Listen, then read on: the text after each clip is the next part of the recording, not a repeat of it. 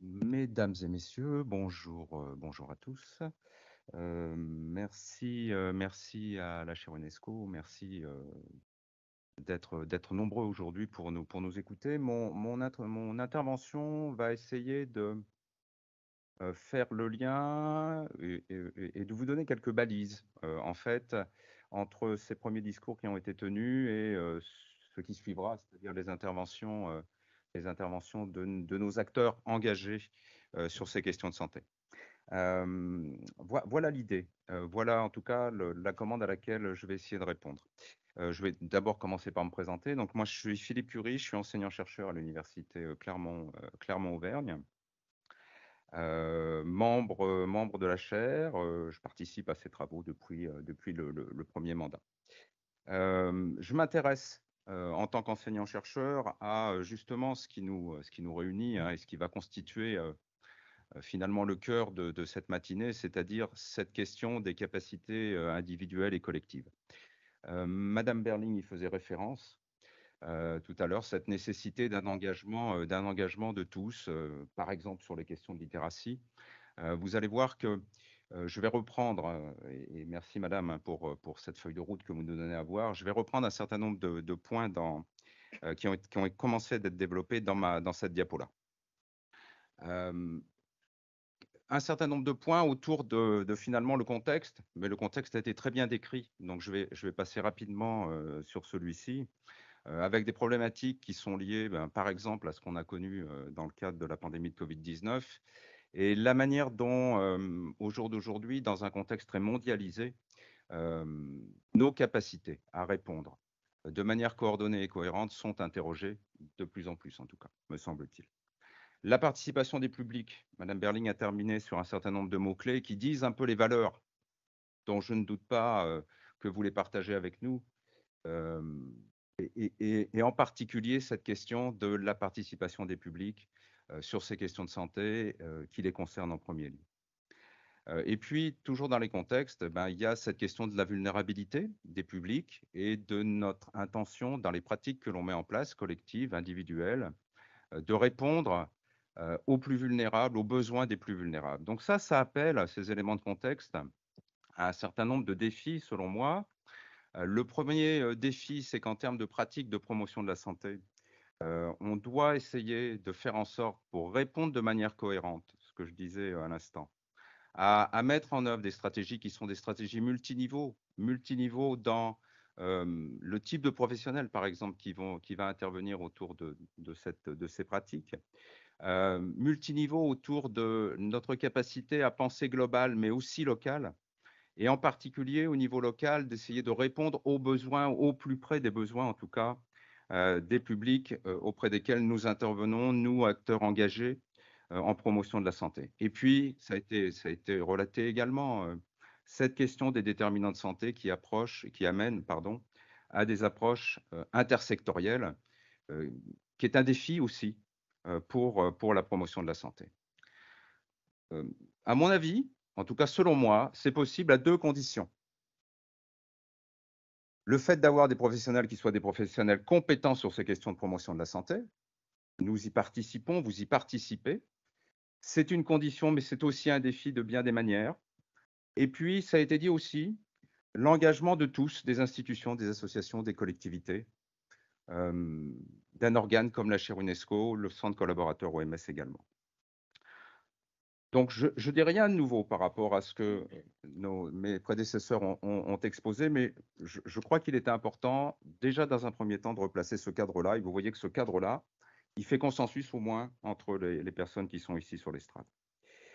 Le levier principal, et qui est en lien avec finalement ce que sont mes objets de recherche, c'est ce capacity building. Alors, ce n'est pas qu'une coquetterie de ma part de choisir ce terme anglo-saxon, mais c'est rendre aussi et faire référence aux premiers travaux qui ne sont pas des travaux qui sont très récents, et en tout cas qui ont été revisités depuis, mais vous voyez que ça date des années 2000, ce capacity building, le renforcement des capacités, on l'a dit, je l'ai dit à l'instant, mes prédécesseurs l'ont dit, de manière individuelle mais aussi collective. Ce capacity building, vous allez voir qu'il va reprendre finalement, là aussi, ce qui a été dit. Hein, il est défini par l'OMS en 2006 comme le développement des connaissances, des compétences de l'engagement, des connaissances, des compétences de l'engagement, des structures, des systèmes et du leadership à des fins d'efficacité. Ce capacity building, cette stratégie de renforcement des capacités, elle concerne plusieurs niveaux. Le niveau des organisations, c'est le premier niveau qui figure donc dans le schéma sur la droite de ma diapo. La question de la workforce, c'est-à-dire l'ensemble des professionnels, quel que soit leur métier d'origine, de l'éducatif, du sanitaire, du social, qui vont pouvoir participer à ces questions de promotion de la santé, parce que tous ces professionnels-là, potentiellement, ont un rôle à jouer. La mise à disposition de ressources techniques, technologiques, on en a parlé également, de ressources financières, le partenariat, l'intersectorialité qui va être finalement au cœur aussi des interventions qui vont suivre, et puis la question du leadership. Ces éléments-là, ils ne sont pas très nouveaux, je le redis, mais ils ont toujours une certaine acuité, une certaine actualité. Pour vous donner un exemple, je vais essayer d'illustrer ça à travers deux niveaux. Dans un premier temps, la question des professionnels. Qu'est-ce que c'est qu'un professionnel compétent? C'est ce que je présentais comme une des conditions nécessaires pour relever les défis. Si je prends appui sur les travaux de Hargreaves et Fullan de 2015, c'est quelqu'un dont le capital professionnel en promotion de la santé est à développer ou est développé.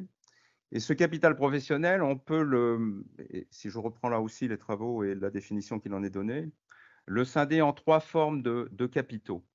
C'est d'abord un professionnel promoteur de santé, c'est d'abord quelqu'un qui a un capital humain autour de ces questions de promotion de la santé, en premier lieu autour d'une approche très holistique que nous partageons là aussi en matière de santé.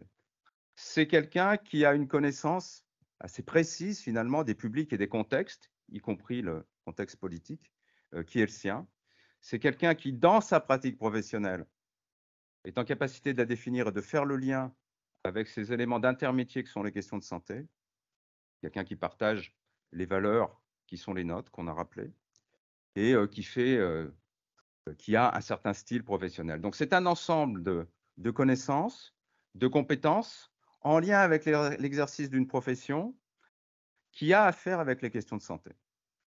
La deuxième forme de capital, et ça va nous emmener sur les questions d'intersectorialité, de travail collaboratif, de travail partenarial, c'est le capital social. Donc tout ce qui permet de faire avec les autres. Un objet emblématique en termes d'ingénierie, mais de modalité de travail collectif, c'est l'ingénierie de projet, par exemple, qui fait partie de cette dimension-là. Et puis enfin, et les auteurs insistent sur cette dernière forme de capital, le capital décisionnaire, c'est-à-dire ce qui permet aux individus de faire des choix aussi éclairés que possible dans des situations éminemment complexes. Les questions de santé publique, de promotion de la santé, sont des questions qui, par définition, sont des questions complexes. Et en particulier, le premier niveau de complexité, c'est l'appropriation des enjeux que je rappelais tout à l'heure, et en premier lieu, l'enjeu de lutte contre les inégalités sociales de santé. Puis la deuxième chose qui m'intéresse aussi dans ce capital décisionnaire, c'est notre capacité, leur capacité, en tant que professionnels promoteurs de santé, à plaidoyer autour de l'importance de l'enjeu de la promotion de la santé. Et se loge ici également la question de la légitimité de ces acteurs-là.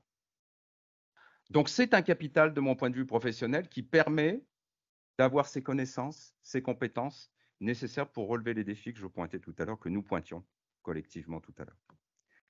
Naturellement, pour faire ce travail-là, la stratégie très clairement identifiée dans la littérature, moult fois documentée, c'est la question de la formation. Je vous cite par exemple ici des travaux que nous avons menés autour d'une formation pluricatégorielle des acteurs de l'éducatif, des acteurs du sanitaire, des acteurs du social, sur des territoires engagés auprès de jeunes publics, autour des CPS, des compétences psychosociales. Compétences psychosociales, des facteurs génériques de protection contre les conduites addictives. Et lorsqu'on propose ça, ce qui nous intéressait, c'est d'essayer de voir si on arrivait à développer professionnellement ces acteurs issus de métiers que vous imaginez, hein, des enseignants, des éducateurs médico-sociaux, des éducateurs de jeunes enfants en centre de loisirs, etc. etc. Et donc, est-ce qu'on arrivait à développer finalement ce que j'appelle de mes voeux avec vous, ces compétences en termes de promotion de la santé. Vous avez à l'écran les principaux résultats que je vous ai résumés pour les besoins de cette communication, hein. Donc, à la suite de cette formation pluricatégorielle, ce que valorisaient ces professionnels-là, c'était le renforcement des pratiques professionnelles en matière de CPS. Donc, on confortait finalement, à travers ce que permettait cette formation-là, ce type de pratique-là. On les développait à travers l'acquisition de nouvelles méthodes ou techniques. Je citais tout à l'heure parmi les stratégies la mise à disposition de ressources. Hein. Finalement, on rejoint ce point-là. Au niveau du capital social, on constatait une meilleure connaissance des professionnels du secteur et une culture commune qui permettait à ces professionnels divers et variés de se reconnaître, de se connaître et de se reconnaître autour de cet objectif de développement des compétences psychosociales chez ce type de public jeune. Et puis, au niveau du capital décisionnaire, on constatait une inclusion progressive dans les gestes professionnels du quotidien, c'est-à-dire que cette question des CPS, elle devenait quelque chose qui, de pratique assez informelle, devenait formalisé et ritualisé finalement, avec en arrière-plan la question du bien-être, par exemple, dont on parlait tout à l'heure. Donc la formation est un levier sans doute à privilégier autour de ça. Pour autant, ce levier-là, cette stratégie-là, ce n'est pas la seule, puisque vous voyez que il faut la resituer dans un ensemble plus vaste hein, de renforcement des capacités individuelles, j'ai surtout parlé de ça, mais aussi collectives. Je vous montre un autre résultat pour illustrer ça autour de ce que nous avons identifié dans notre laboratoire de recherche, à travers les travaux en particulier de Karine Simard, sur les facteurs un peu clés à travailler autour de l'implantation d'écoles promotrices de santé. On a parlé de l'école, monsieur le directeur de la Fondation FGEN y faisait référence, Madame Berling aussi. Les facteurs clés autour à penser pour développer, en tout cas transformer ce milieu qu'est l'école en un milieu promoteur de santé et que puissent se mettre en œuvre des pratiques promotrices de santé. Vous retrouvez cette question de la formation, mais à côté, vous retrouvez également d'autres stratégies qui sont à mailler, d'autres niveaux qui sont à considérer, en particulier le fait de disposer de partenaires actifs en la matière à proximité des territoires des écoles, cette question de l'allocation de ressources, cette question du leadership avec le soutien des équipes de direction en mode projet à l'ensemble des acteurs impliqués, de coordination des politiques locales, mais aussi des politiques nationales, et de l'adéquation à ce que sont les contextes. Donc vous voyez que c'est vraiment une stratégie multiniveau qu'il faut essayer de penser, qu'il faut essayer de mettre en œuvre avec une certaine forme de complexité, certes, mais que cette complexité, elle dit quelque chose au bout du bout un des défis, naturellement, et de l'efficacité que l'on cherche à installer. Je pense que parmi les stratégies de renforcement des capacités, qui de mon point de vue est l'essence même de la chaire, la journée d'aujourd'hui est une journée qui illustre une forme de stratégie, en particulier sur les temps qui vont suivre, dans une démarche de capitalisation de l'expérience des acteurs qui sont impliqués.